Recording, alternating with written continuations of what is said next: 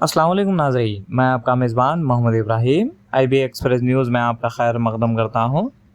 चलिए आगे ख़बरों की तरफ बढ़ते हैं। वज़ीर तुमला नागेश्वर राव ने खुशी का इजहार किया कि इनकी उम्र भर की ख्वाहिश पूरी हो गई।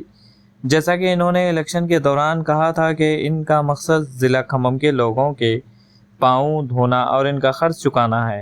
CM रेवंत रेड्डी के पहल के साथ ये यकीनी लगता है कि गोदावरी के पानी को 15 अगस्त तक सीताराम प्रोजेक्ट के ज़रिए मुश्तरका खम्मम ज़िले में निकाल दिया जाएगा। आइए ताज़ा तरीन खबरों के लिए देखते रहिए IB एक्सप्रेस न्यूज़। अल्लाह हाफिज़। నా ప్రయత్నాలు నేను చేసుకుంటూ వస్తున్నా. ఎంతో మంది కృషి ఫలితంగా ఊహించినటువంటి అన్నదాతలు ఈ ప్రాజెక్టులో కష్టపడ్డటువంటి రైతులు భూములు ఇచ్చినటువంటి అందరికీ కూడా నేను అందరికీ పాదాభివందనం చేస్తున్నా.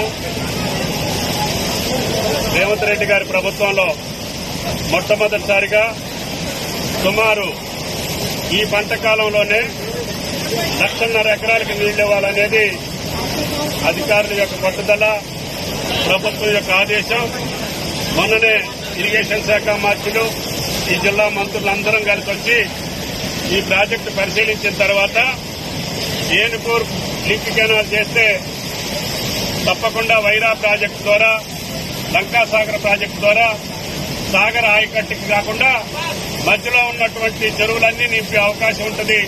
కాబట్టి ఎట్టి పరిస్థితుల్లో ఈ సంవత్సరమే గోదావరి నీళ్లు ఖమ్మం భూభాగాన్ని తాకాలని, ఆ పుడిమ తల్లి పులకరించాలని నా జీవిత కోరిక తీరాలని చెప్పి ముఖ్యమంత్రి గారు భద్రాచలం వచ్చినప్పుడు నేను ఆయన గారిని అడిగాను. కొన్ని డబ్బులు ఇస్తే ఆ కొద్ది డబ్బులతోటే ఈ 3 పంప్ హౌస్లు పూర్తి చేసి తప్పకుండా ఈ సంవత్సరమే నీళ్లు ఇచ్చే అవకాశం ఉందంటే పెద్ద మనసుతోటి ఆయన గారు అంగీకరించారు. దాని ఫలితంగా ఎలక్ట్రిసిటీ బోర్డుకి కట్టాల్సినటువంటి నిధులతో పాటు మిగిలినటువంటి పెండింగ్ వర్క్స్ అన్నిటికీ కూడా నిధులు శాంక్షన్ చేశారు. ప్రియమైనటువంటి అడ్వైజర్ పెంటారెడ్డి గారు, సిఈ శ్రీనివాసరెడ్డి గారి టీం మొత్తం కూడా ఈ 4 రోజులుగా కష్టపడి ఈ కార్యక్రమాన్ని అంకురార్పణ చేశారు. ఇది ప్రారంభం మాత్రమే. ఇందుట్లో 6 మోటార్లున్నాయి. 9,000 క్యూసెక్కులు గోదావరి జలాలు ఎత్తి ఈ కాలువలో పోసే ఈ మొదటి లిఫ్ట్ ఇరిగేషన్ బీజీ కొత్తూరు, దీని తర్వాత పూసుగూడెం సెకండ్ లిఫ్ట్ ఇరిగేషన్, మూడోది కమలాపురం థర్డ్ లిఫ్ట్ ఇరిగేషన్.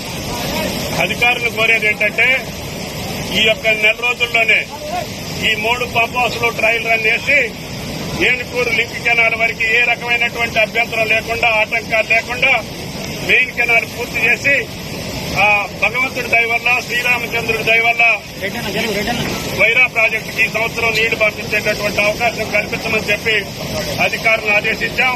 వాళ్ళు అదే పట్టుదలతోటి రేయింబాబుళ్లు కృషి చేసి పనిచేస్తున్నారు.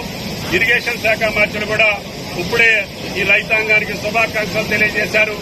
కష్టపడ్డటువంటి అధికారులకు కూడా నా హృదయపూర్వకమైనటువంటి ధన్యవాదాలు తెలియజేస్తూ తప్పకుండా ఆగస్టు నెలలోనే ఈ పంట కాలానికే గోదావరి జలాలు సుమారు 1.5 ఎకరాలకి అందించేటటువంటి భాగ్యం ఆ భగవంతుడు కల్పించాలని చెప్పి, అన్ని కార్యక్రమాలు సజావుగా నడవాలని చెప్పి దీనికి అవకాశం ఇచ్చినటువంటి ముఖ్యమంత్రి గారికి, ఇరిగేషన్ శాఖ మంత్రి గారికి, జిల్లా మంత్రులకి, జిల్లా శాసనసభ్యులకి, జిల్లా ప్రజలందరికీ కూడా నా హృదయపూర్వకమైనటువంటి నమస్కారాలు తెలియజేస్తున్నా.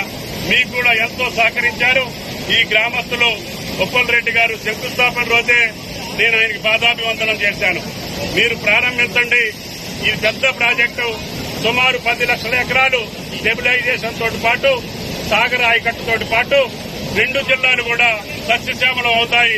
భవిష్యత్తులో తొమ్మల చెరువు కూడా లిఫ్ట్ ఇరిగేషన్ పెడతాము. అవసరమైతే ఇల్లెందు ప్రాంతానికి కూడా ముఖ్యమంత్రి గారిని అడిగి ఆ ప్రాంతానికి కూడా నీళ్లు ఏ రకంగా వెళ్లాలో తప్పకుండా ప్రయత్నం చేస్తాము.